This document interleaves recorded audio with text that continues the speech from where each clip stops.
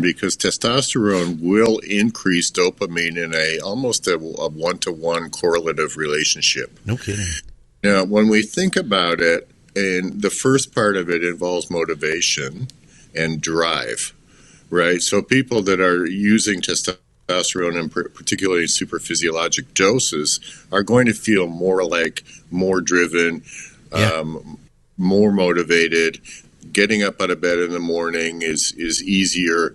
Movement feels good. You can't wait to get to the gym. You can't wait for the next workout, even the next set. You want to just jump in and do it. Well, that's testosterone impacting dopamine and activating that reward circuit, that motivation circuit. What's up, guys? Welcome back to Think Big Bodybuilding Media. I'm Scott McNally. Today, we are going to talk all about dopamine and a lot more. I got to warn you, I am certain we are going deep today, and I am with Dr. Mike Miletic. Mike, welcome to the show, man. Hey, Scott. Great to be here. Great to join you. I'm glad that we can finally do this, guys. Dr. Miletic is here in Michigan. I've gotten to come out to see the facilities a number of times. Victoria works with you. And it's been cool to learn more about what you do. I had the opportunity to hear you talk at Swiss. You talked about overtraining. I think we're going to get into a little bit of that today and a little bit about how that ties into dopamine. I'm excited to get into this because this has been a really hot topic on the podcast that we've been doing lately.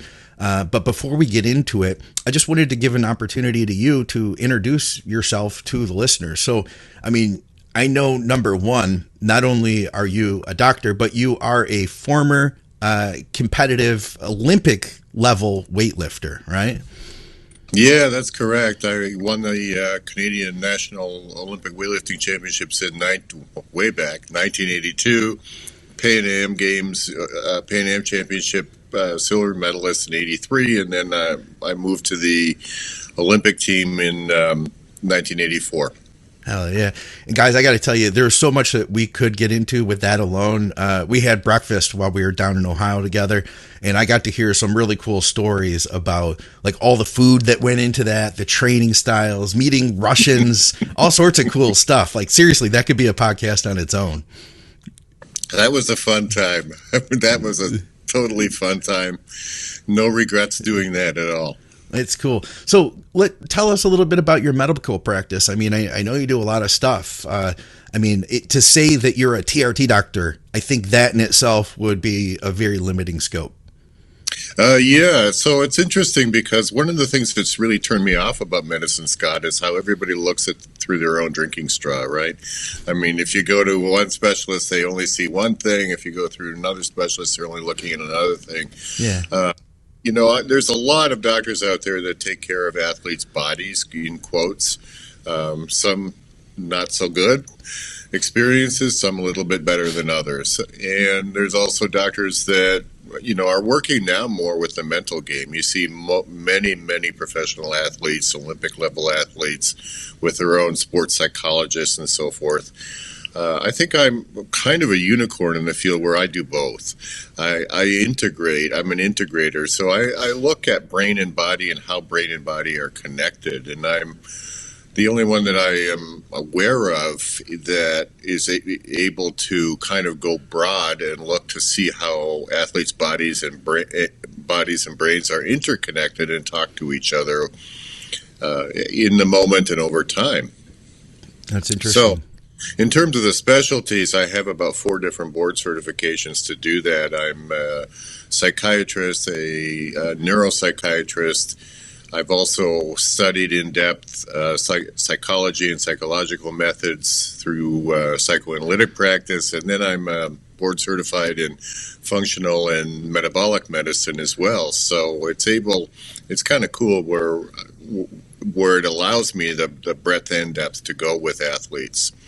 Yeah. And then having been an athlete and having been in the shoes of the people I'm working with, that is experientially something that I find incredibly rewarding and incredibly, I learn from people every day, but they also know I've been in their shoes and trying to struggle with the same things that they're struggling with.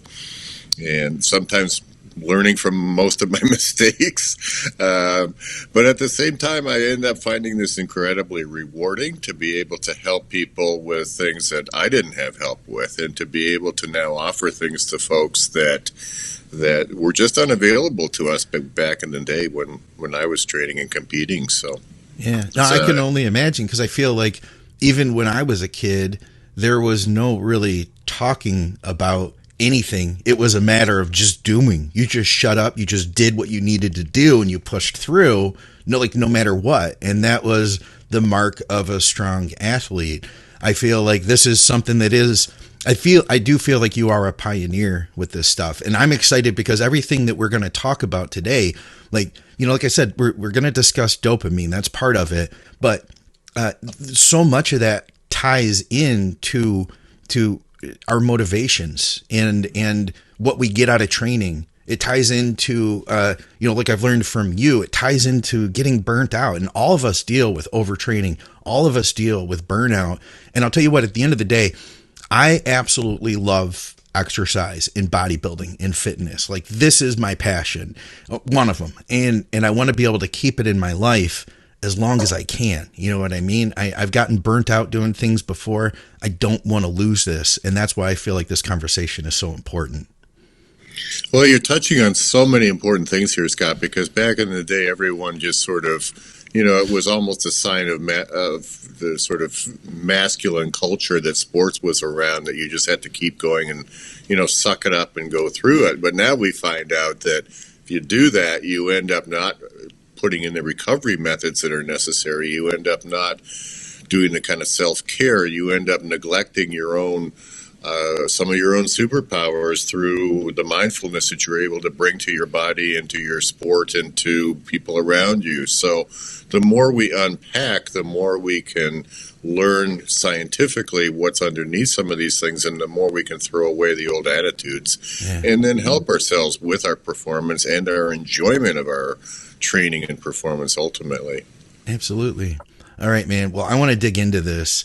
I mean, I guess I'm going to go real basic here, because this is a new topic, I think, to a lot of us, and I don't want to miss any details. So just straight out the gate, with like the Huberman podcast that's out now, dopamine is a word that's getting thrown around a lot. And like I said, it's been coming up a lot in our shows. Can we just start out by talking about, like, what is dopamine?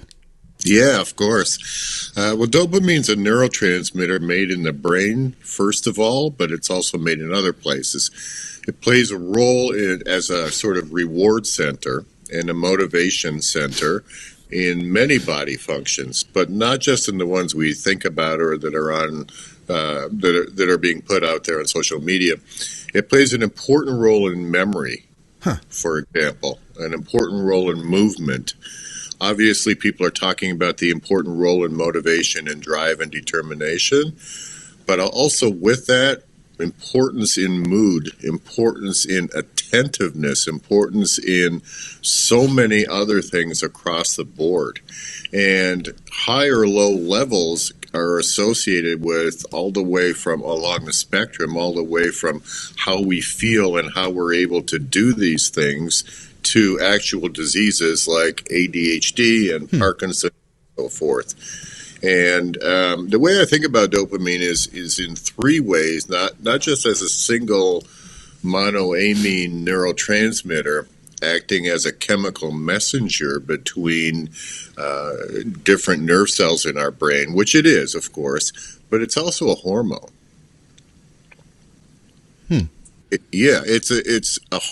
When you think about it and look at the chemical structure, dopamine, epinephrine or adrenaline, and norepinephrine, they're the main catecholamines. Okay. And the molecular structure of a catecholamine is actually a hormone. And the reason that we are able to say that is they're also made by the adrenal glands, not just in the brain. People forget that a lot of times. The Okay. dopamine can come out of the adrenal gland. Now, what's really interesting is that we're starting to look deeply into the immune system too, because we know that the immune system, if you're overtired and you're burnt out, you're going to get sick. We all know that. Well, dopamine has a powerful role in signaling in our immune system, in our antibodies and T cells. Really? So it's released through many different areas. The last one, it's also a neurohormone released by the hypothalamus. So it's got wide-ranging impacts throughout, not just in motivation, although motivation is critical, and I don't want to sort of overlook that, but I just want to make sure that people are aware that it's just so ubiquitous in other areas too. Absolutely. That I think that is important. And I think a lot of the stuff I've seen lately with dopamine relates to how it can, the way I'm going to term it, I guess, is how dopamine can become a trap. That we get onto social media, that we get these dopamine hits, we get addicted to these dopamine hits. It takes us down this into this place that we didn't even realize we were going. So I do want to, of course, get into that stuff. But before we do, can you talk a little bit more about the benefits? Like, why is dopamine a good, like, why is it good? And especially too, I'd be curious to hear about, you said dopamine is involved in movement. Yeah, very much so, and that's something that often gets forgotten about. One of the things that people have talked about, and Andrew Huberman does talk about this, is that dopamine testosterone is connected with dopamine. So let me just step back for a second. Yeah. When we talk about dopamine, Scott, we can't talk about dopamine without talking about everything else that dopamine swims in, the dopamine environment, and that includes hormones like testosterone. Okay. That includes the mitochondria and the energy systems that we have around the brain, where the dopamine neural circuits are coming from, which is really critical, which also includes the sort of overall physiology of the body. So if we start with one small, not very important, but also small part, we have to look at the entire context of the body and the brain in order to really understand the functioning. So you can see how it gets very complex. But if we just focus on the dopamine, when I'm talking about, I think it may be important for the listener to sort of think about where it comes from and just stay with a little bit of the jargon for a second, because it's produced in the brain by a very small nucleus, which is simply a gathering of cells called the ventral tegmental nucleus, or just call it the tegmentum, in the midbrain. And then there's a circuit that goes into another part of the brain, which is actually in the limbic system, involving emotion, called the nucleus accumbens, or we'll just call it the accumbens. But then there's another part that goes all the way up to the frontal cortex, which is often forgotten about. And that part that goes up to the frontal cortex is a part that can regulate what's going on below. Now, that's one pathway, but there's a second pathway that goes into where movement originates in the brain, and where you see the deficiency resulting in Parkinson's disorder or Parkinson's disease. So the basal ganglia and the substantia nigra, names aren't important, but these are the places where movement gets coordinated. So motivation and movement not only are concepts that we talk about with dopamine, but they're actual neural pathways. Huh. Okay. Wow. Yeah, that's deep. I knew we were going to go deep here, but I think I'm following you here. You mentioned that it has a relationship to testosterone. How does that relationship change as testosterone levels change, or does it? Because I know that the majority of people who are watching this or listening to this right now are people that use anabolic steroids, people that are taking their testosterone levels a lot higher. Will that have an influence on our dopamine? Yeah, that's such an important question because testosterone will increase dopamine in almost a one-to-one correlative relationship. No kidding. Now, when we think about it, and the first part of it involves motivation and drive, right? So people that are using testosterone, and particularly in super physiologic doses, are going to feel more driven, Yeah. more motivated. Getting up out of bed in the morning is easier. Movement feels good. You can't wait to get to the gym. You can't wait for the next workout, even the next set. You want to just jump in and do it. Well, that's testosterone impacting dopamine and activating that reward circuit, that motivation circuit. But if we put too much testosterone in there, then you can have some of the negative impacts of the dopamine. So testosterone doesn't, contrary again to some of the quote science you see out there, testosterone doesn't have a direct effect on the brain. I think we spoke about this maybe in Columbus as well, but it impacts the brain in other ways. It amplifies the signaling of the dopamine, for example. So people can get impulsive. People can, with higher doses of testosterone, it's blamed on testosterone, but it's actually acting through dopamine. No kidding. The impulsivity, the aggressiveness can get turned up, but it's usually aggressiveness towards a goal and that people are really feeling, and that's really underneath the aggressiveness. Yeah. So that part also can override, if you go back and remember that where I said that second part of that loop that goes up into the frontal cortex. Well, the frontal cortex is that sort of decider. It's the master decider. So we should be leaning on that when we get that impulse from dopamine or from wherever. Ask ourselves, if I do this, then. Yeah. I call them if-then questions, right? So when people say, take a pause, take a breath, ask yourself, if I do this, then what will happen? That's also dopamine acting. However, testosterone privileges the first part of that.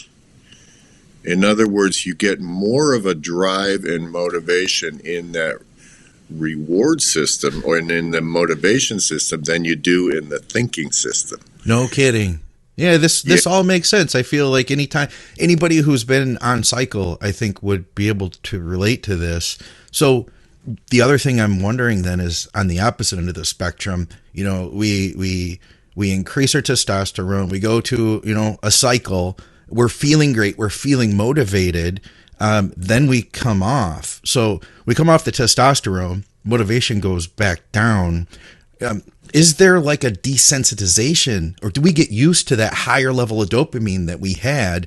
And can you talk about what goes on when we're not getting that anymore from the testosterone? That is such a great question, Scott, because that's that basis of addiction as well. Yeah, there's something called habituation where people started looking at this really in the lab and with rats. So if you give them a pellet of food, for example, after tapping a bar for 10 times, they're very excited and they want that pellet of food. Then if you move up to 2 pellets of food, they're even more excited and they want to tap even faster. Now, if you cut back to the 1, then they don't move so much. They get a little bit of a flattening.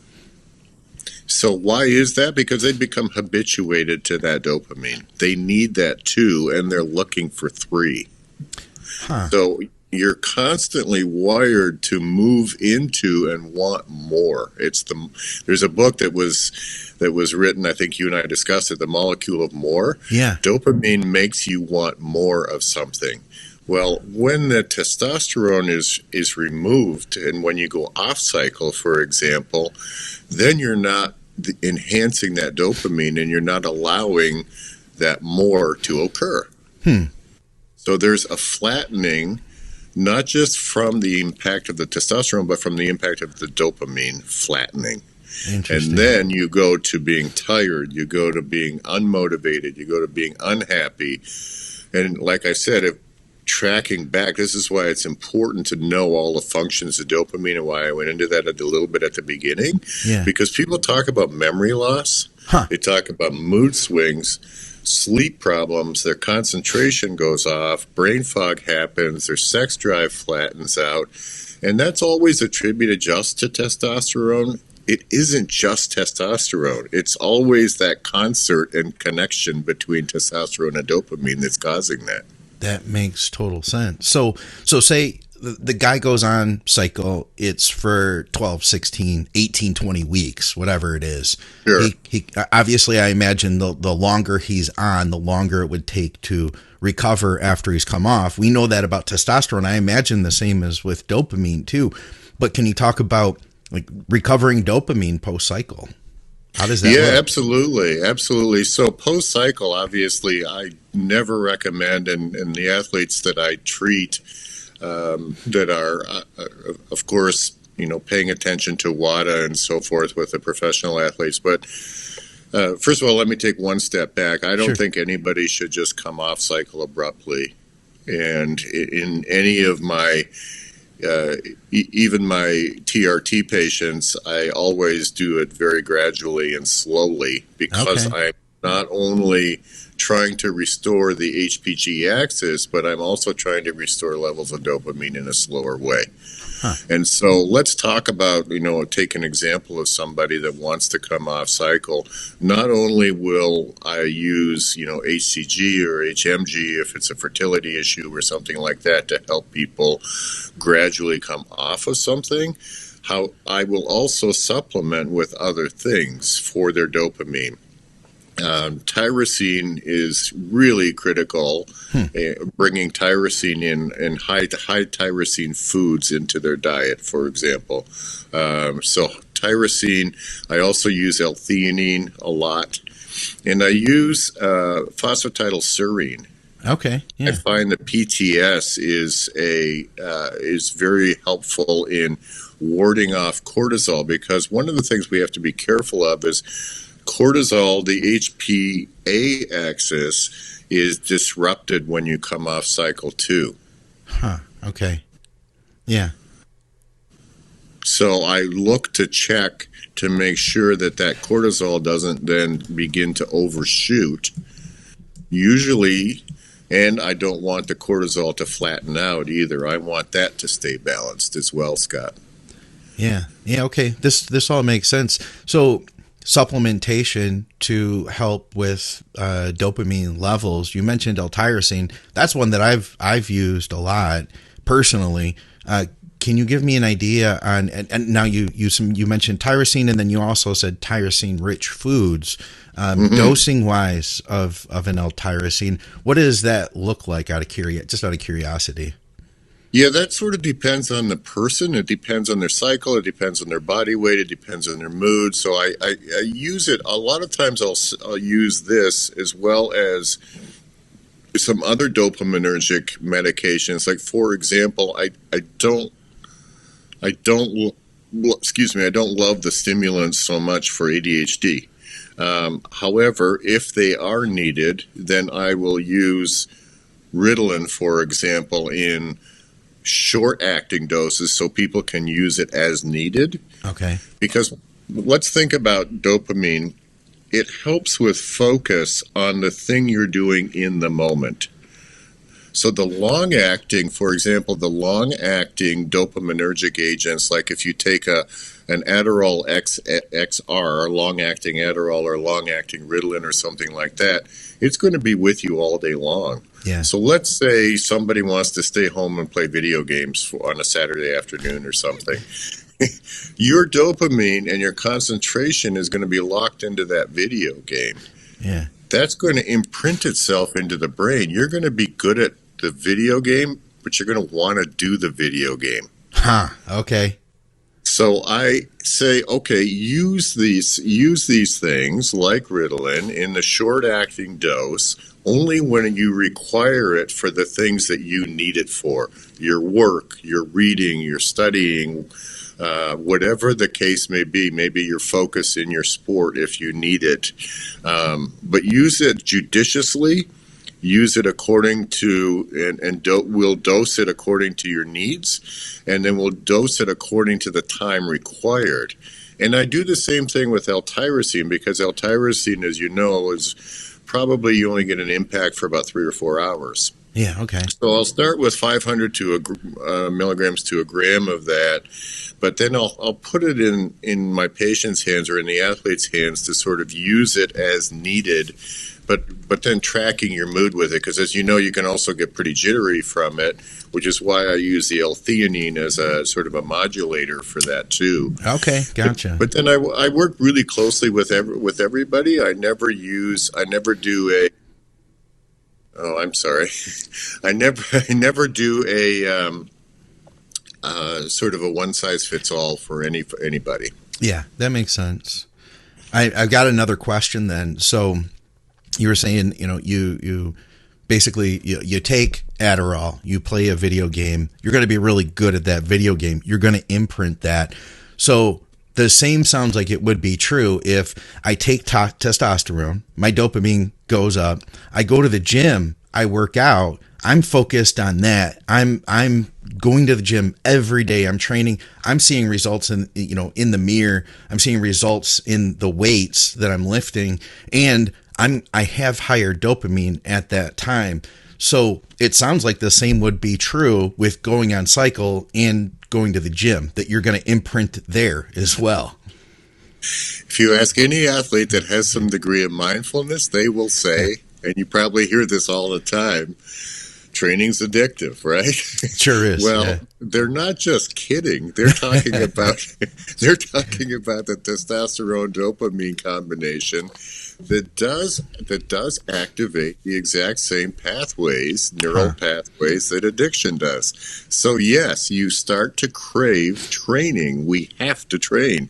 Yeah. I mean, I'm still like that. I'm still like this, and I retired almost 40 years ago now, hating to date myself, but I'm still like this, and you probably are too. If you don't train every day, what happens? You get irritable, you get down, you get lethargic, you get pissy, your wife gets angry at you. How many days a week are you in the gym now, Mike? I have to go. I still, I do weight workouts 3 to 4 times a week, and then I do cardio the rest of the time. Right on. And you're a busy guy, but you have to make it happen still. You have to make it work. I can relate. I know that feeling.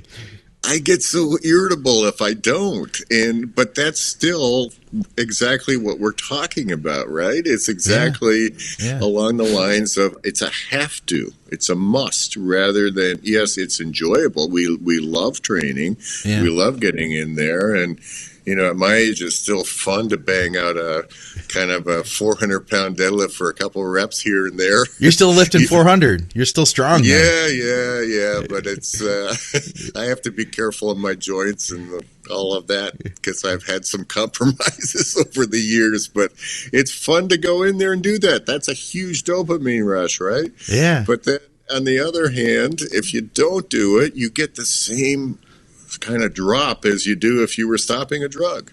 Yeah. So yes, it is, back to your point, 100% along the same addiction pathway. Yeah, that makes total sense. And my audience knows, I know you know as well, I'm in recovery, for drugs and alcohol. Sure. And that was a big part of my early recovery. There, the going to a 12-step program, it helped me a ton. And without that foundation, I don't think that I would be able to get where I am today. But it was lacking a physical component. And being able to get in the gym and lift, that gave me what I needed. At the same time, we talk about that topic from time to time on our shows. I've also seen people that quit drugs and they literally just replace them with lifting. They don't change anything about themselves. And lo and behold, which, I have to admit, and I've said it before, it's the first thing that happened to me. Initially, I didn't change anything about myself. I just went to the gym, and guess what? 2 years later, I got hurt and I couldn't lift anymore. And where did that leave me? I left me where I started, really. So there were a lot of things that I had to change. I know that a lot of our audience can relate to that. But the thing that I hear a lot of people say is, well, I could be addicted to something worse. Is being addicted to lifting weights a bad thing? Well, you're bringing up a whole lot of really interesting points here, because I think the 12-step, let's start with where you started. The 12-step approach to addiction has saved countless lives. Yeah. I mean, there's no question about that. But then if we just replace it with something else, we're not getting to the why. Yeah. And that part of why I love the work I do is to look for the why behind everything, including addiction. And if we don't get to the why, we're never fully in recovery, right? Yeah. We're just replacing. So then we get into okay, so your point now about what if training and even competing, and I've seen this with countless professional athletes as well as Olympic athletes, what if that just replaces something else and it becomes an addiction in and of itself? What happens? Well, parts of our personality drop off. Our identity just becomes that of the lifting in the gym. Psychologically, we become perfectionistic. We have to have everything done right because we develop this perfectionistic mindset. That's good in a way, but it's bad in a way. Why? Because we begin to shut down that signaling from the rest of our body. Yeah. So if we look at, I'll geek out a little bit for your listeners, but there's a part of the brain called the insula. And the insula receives all the signaling coming from our bodies. So when we start to feel tired, that fatigue, we don't want to continue to push through. We want to slip into recovery and lean into recovery. If we push through, then we begin to dissociate or cut off the signaling from that insula, the signaling from our bodies to slow down. That's when injury occurs. Interesting. And this all really, everything you're saying here, I remember hearing some of these things in Columbus at Swiss. Your talk was about overtraining and burnout. So I think the things you're talking about now, these also directly relate to that, don't they? Yeah, 100%, because the athlete that burns out is, overtraining can be, as you well know, it can be very good periodically. I mean, we sometimes, just on a personal note, I had a Soviet coach back in the day that was coaching. It was hired by the Canadian government because the Canadian government, the Olympics were the LA Olympics, and the Canadians wanted to do really well. And we had some lifters on the team that ended up medaling, in fact. But they hired a Soviet coach to come in. And he had a sort of one-size-fits-all Soviet-type program. So no matter where you were with your conditioning, no matter where you were aged, no matter where you were with weight, you did the same thing. Okay. And these were 2 to 3 max lifts per day. We got 1 day off, but the rest of it was just all out. Well, what he was looking for underneath this sort of crazy schedule was burning somebody, essentially burning or overtraining somebody and then hoping for a super physiologic response. He just didn't have the methods, the scientific methods to measure that super physiologic response. But sometimes, as you well know, when in a competing athlete, you want to slightly overtrain but be able to bounce back recovery-wise, and then your strength and performance will jump up significantly. If you measure it, if you measure the all of the variables correctly. If you don't, then you drop your brain and body into a flat line. Your cortisol will flatline, your testosterone will flatline, your dopamine flatlines, and that can take weeks to months to recover from. Yeah, okay. So when I talk about real burnout, it's not just that sort of small window of overtraining that you compensate from. It's really an entire flattening of brain and body physiology. And I think all of us that love lifting have been there. at one point or another with the best intentions. You know what I mean? It's like it just makes sense that we love doing it, so we keep doing it and we keep pushing. I remember one of the things you said to me, or you said to the group really, was how did you put it? You said that over time, you mentioned it here, that you began to disassociate from you don't feel as much. You don't feel you lose that connection to your body, I believe was the way that you would put it. What can you explain that a little bit more? Sure. As there's something called interoception, and interoception is our body's constant signaling back up to the brain of the condition that it's in. Some of this is done and we're aware of it. So in other words, we can be aware when our heart rate goes up, right, in a stressful situation, or our breathing increases, or we feel some chest tightness and so forth. We can also be aware if we're feeling inflamed and so forth. Yeah. A lot of it, though, is in our autonomic nervous system, and it's unconscious to us. Pardon me.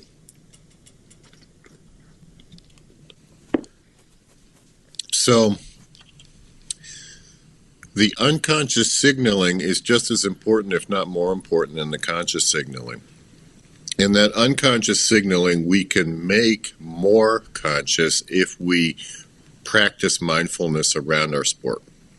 In other words, mindfulness is just a fancy word for being self-aware and opening up ourselves, our mind, to what the processes are that are going on internally, not just in our brain, but in our bodies as well. Okay. So if we are only focused on outcome and driven to outcome, like in this sort of addictive way or compulsive way that we're talking about, in order to, we value that outcome so much because we're wired in, it gets imprinted, outcome gets imprinted, outcome means everything.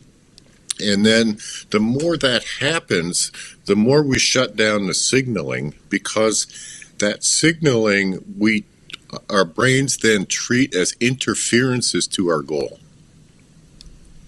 So rather than being sort of connected to our body, we separate ourselves out from our body because we unconsciously treat these signals as something that's going to get in the way of the goal that we seek. Yeah. So we begin to shut down our awareness of what's going on in our bodies. But we also shut down other parts. Our brains can't be selective in that shutdown process, which is, the fancy word is the dissociation, right? So we shut down, our parts of our personality get shut down, parts of our identity get shut down.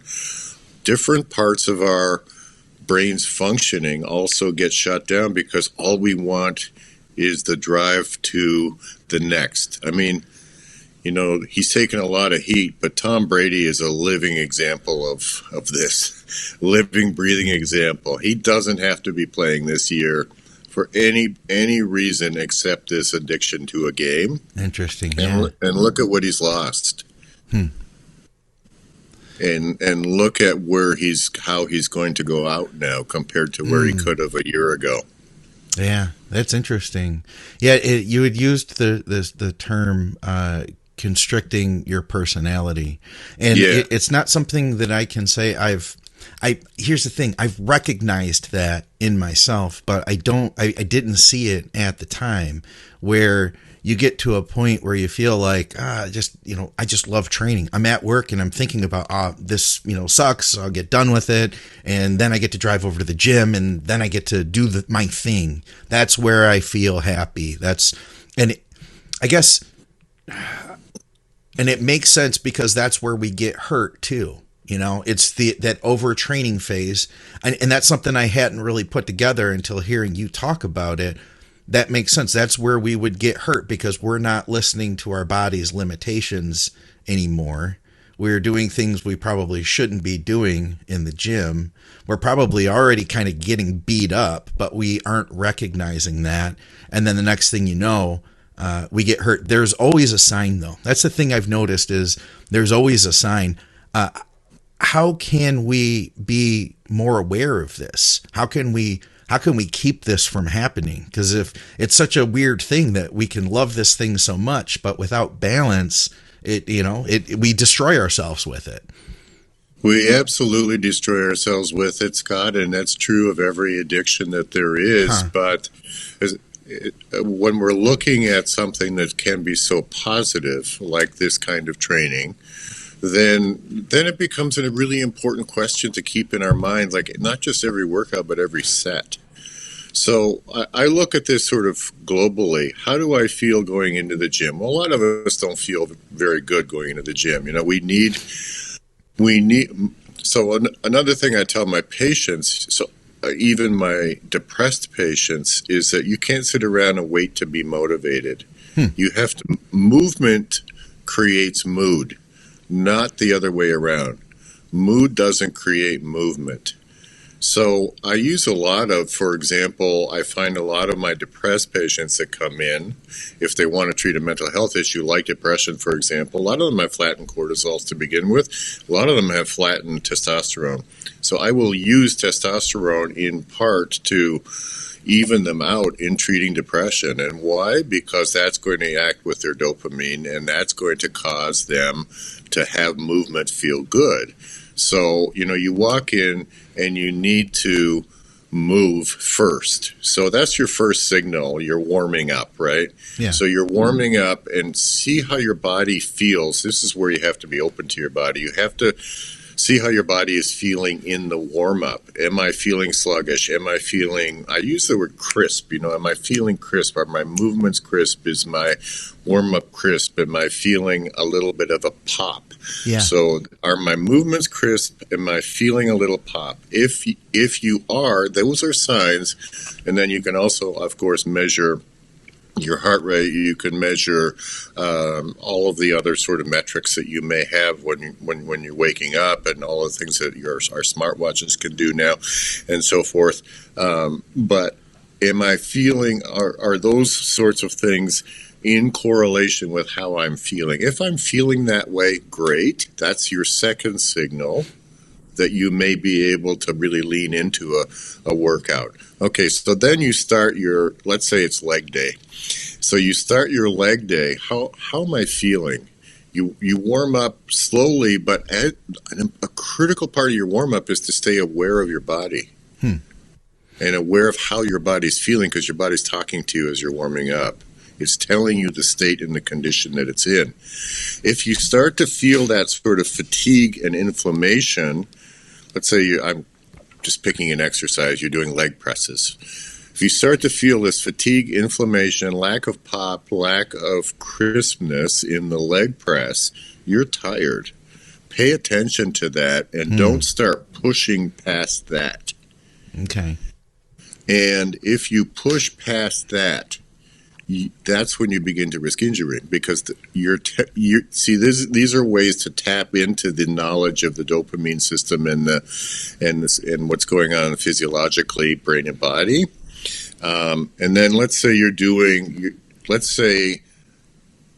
you've checked the boxes and it feels pretty good, and then you push into a heavier set, or you want to push into a 90% plus sort of finishing set, right?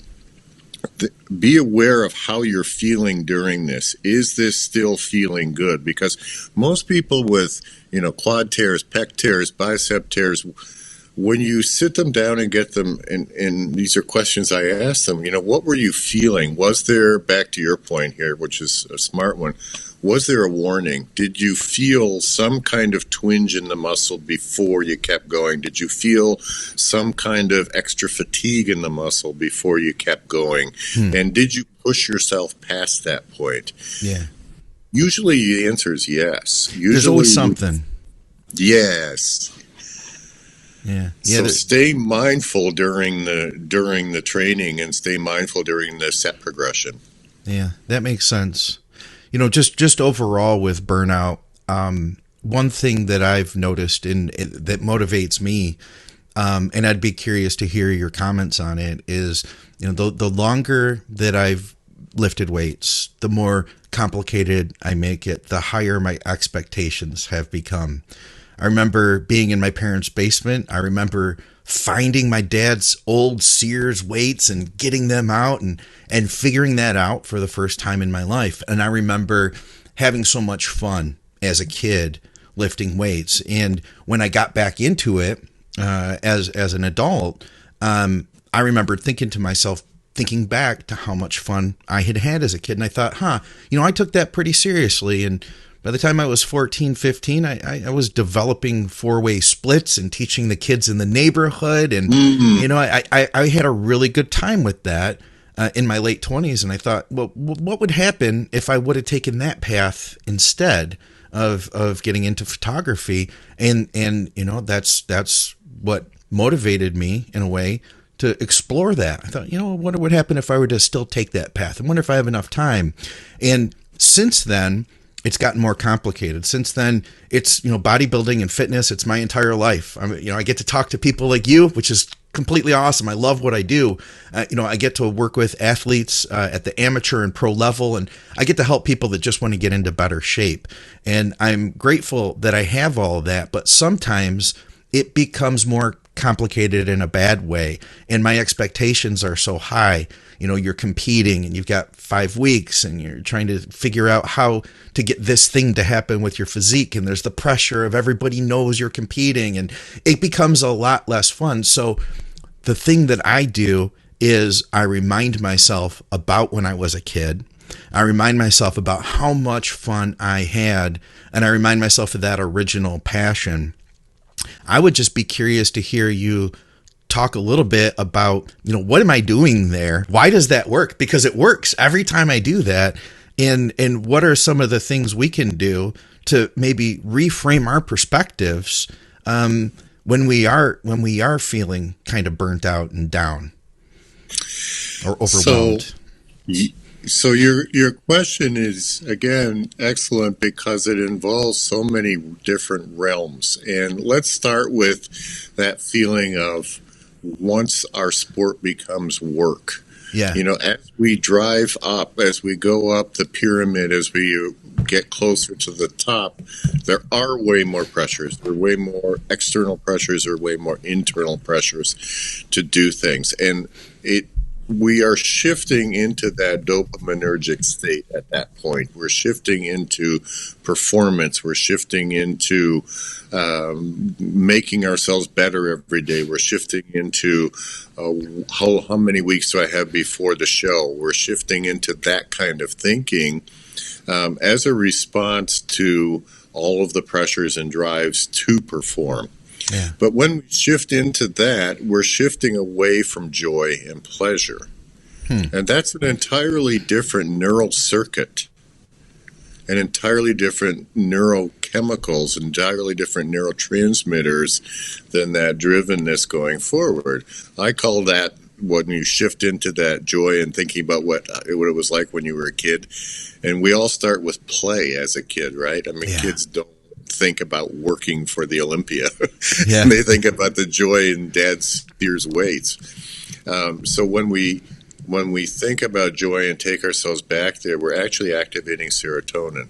We're activating endogenous opiates. We're activating endocannabinoids. We're activating all of those neurotransmitters that make us feel good. So that's where happiness lies. It used to be thought of the dopamine as a pleasure chemical. It's not. It's a driven chemical. The pleasure chemicals are in the here and now. So you take yourself back to a time in your mind when you were in love with the here and now, when everything was a joy to you about going down into the basement and finding these weights. You're calling on an entirely different neural circuit, and you're deloading from that dopamine pathway and letting yourself go back to loving what's in front of you again. Yeah. And I think that's a critical exercise that everybody that's involved in anything that's very performance driven should do. Should try to get back into that space of, man, this is fun. People talk about gratitude practices. Yes. The gratitude practices are really simple. It's really only about think about the things that make you happy. Well, what's behind that is you're calling into play all of those neurotransmitters, the ones I just listed, to sort of be happy in. And that takes you out of that drivenness. Yeah. Yeah, that makes total sense, man. And so it's a completely different set of chemicals that you're using. And we had talked on the phone the other week. I think you mentioned something similar to that. How did you describe that? You said if the way these two different sets of chemicals work, you said if I'm thinking about the future, I'm using one set of chemicals versus if I'm in the present, it's another. Can you almost give an example of how you can help us see that even more clearly?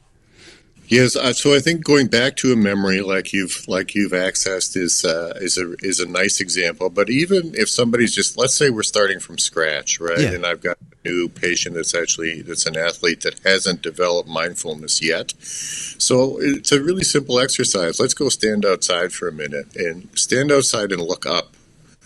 Okay, what do you see when you look up?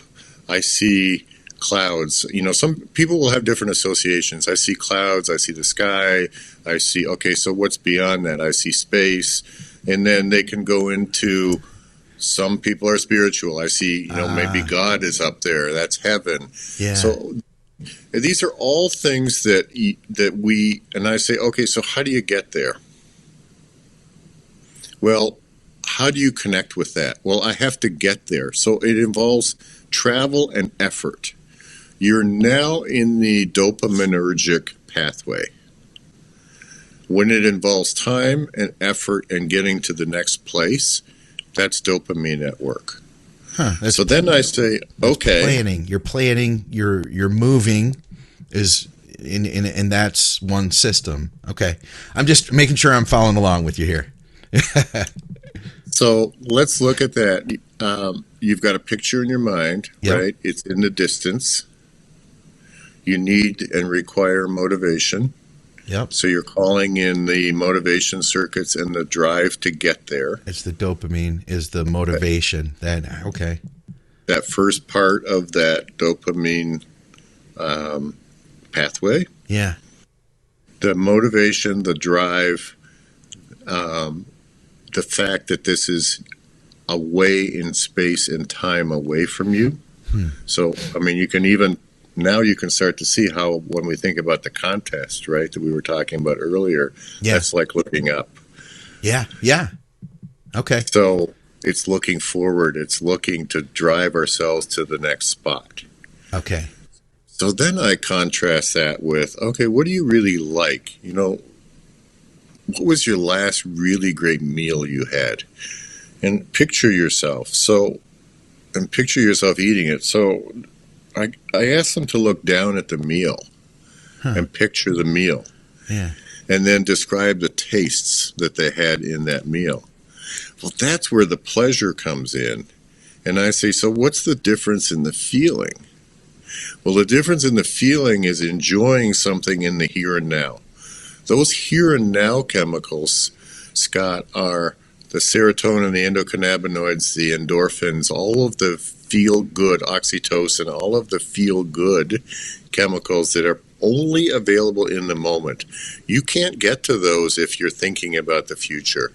You take yourself out of the moment and by switching neural circuits.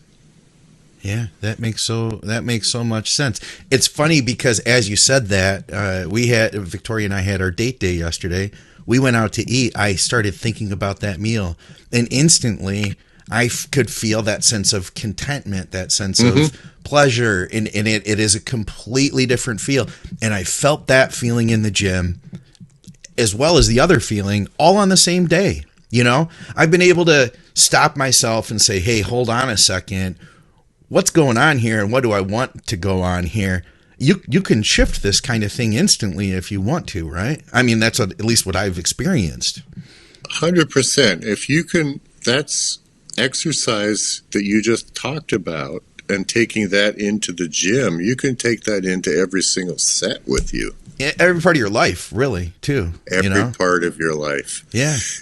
And it's not that you're giving up on future goals. Hmm. I mean, you already know what those future goals are. Your brain's already wired for that. You've already imprinted that I want to be, fill in the blank. This is my ideal. These are my goals. You're not forgetting the goals, but you're loving the moment that you're in. And that's going to actually help you recover and help you enjoy what you're in, help immerse you in what you're in, and then that will help you get to your goal better. Interesting. Huh.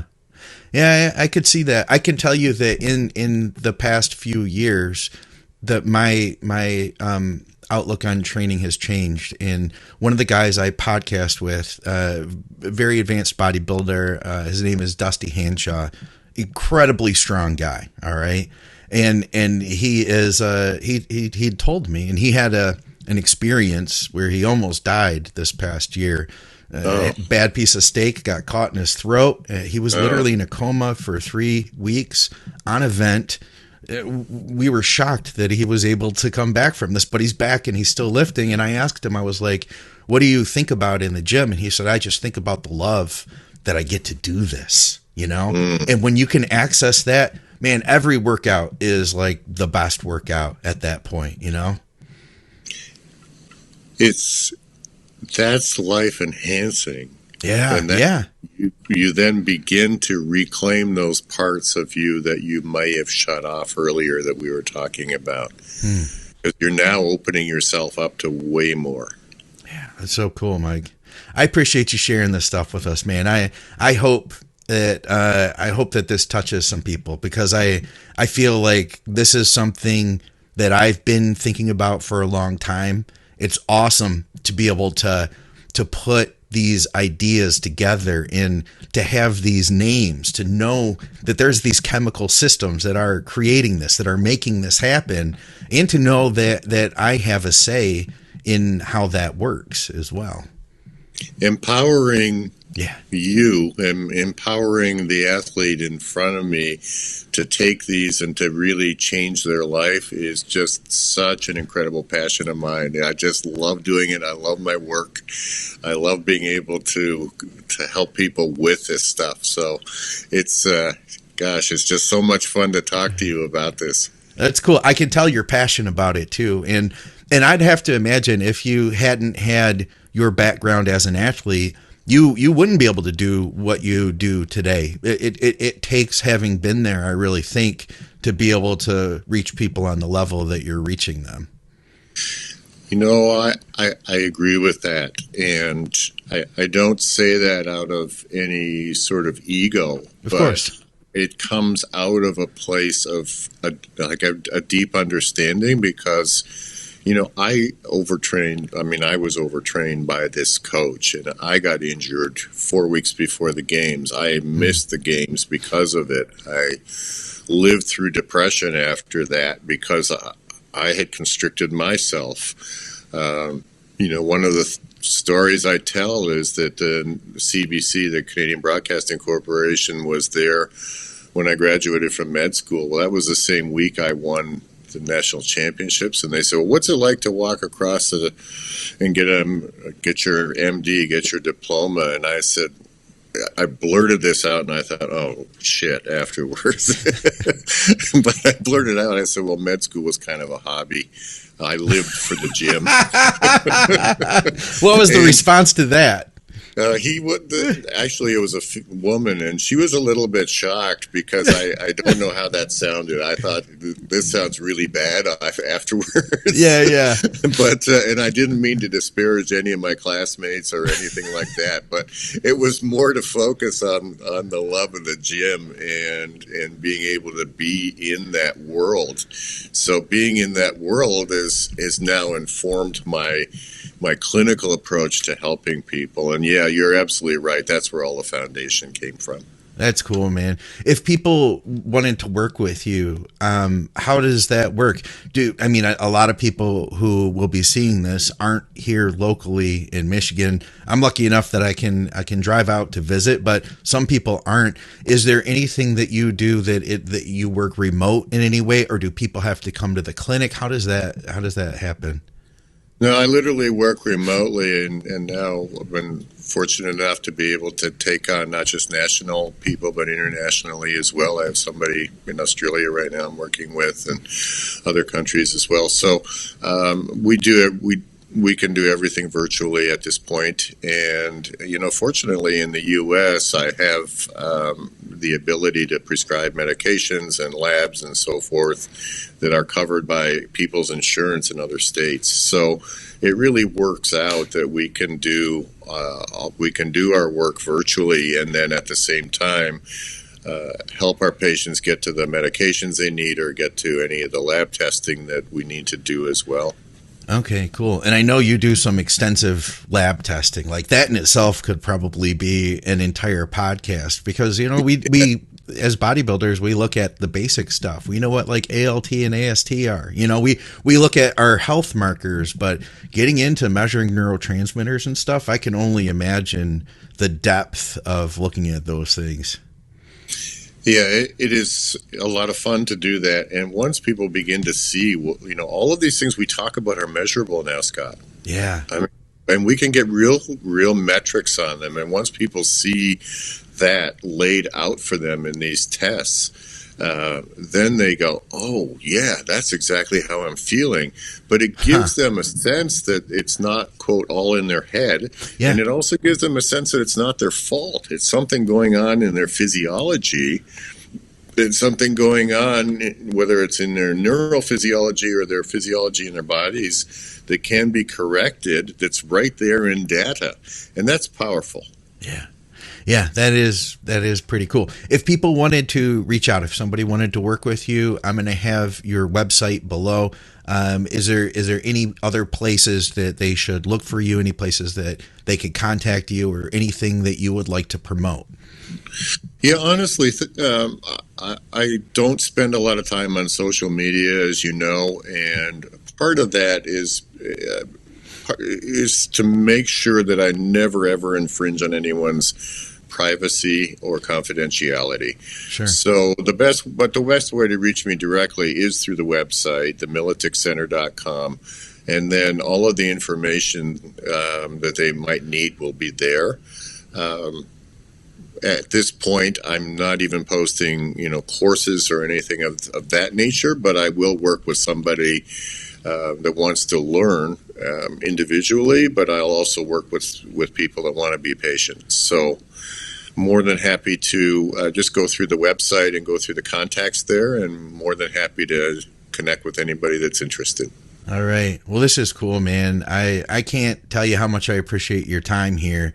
And like I said, it's eye-opening to me. I think that a lot of the audience is going to get something out of it too. Is there anything else that we should mention or cover before we wrap this thing up? Yeah, the one thing that I want to sort of recommend to your listeners is please don't pay attention to the people promoting things for promoting hacks. Okay. Because these hacks do not work. You need a whole comprehensive look. If people are promoting hacks, if they're promoting certain supplements as the only answer to dopamine, if they're promoting, any kind of anything, we talked about a couple of these people before we jumped on that are doing stuff.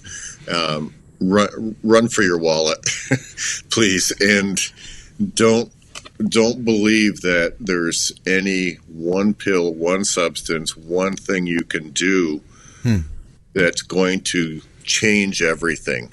Yeah. There's so much crap that's being propagated on social media right now about that are really only there to help profit. I mean, they're profiteers that are only there to help profit somebody else by offering hacks. That's not where the answer is. I think that's good advice for sure, and it makes sense to me. In seeing some of the work that you've done, it's a combination, and that's where I think having your experience from the psychological side is probably a benefit too. We're multi-system complex organisms, and we have so much complexity and uniqueness and individuality to all of us that it rubs me the wrong way when I see people trying to deliver individual hacks with huge promises. Yeah, that makes sense. We see it all the time in bodybuilding. There is no one size fits all. We try to tell people that, and our general answer for most of our questions is that it depends. It's hard to give it a specific, unless you're talking about a specific person. People do all the hard work in the gym. If they do all the hard work in committing to all of these parts of their health in conjunction with a teammate, then they are going to be happier, make bigger gains, be better in the long term for that. But there's no shortcuts.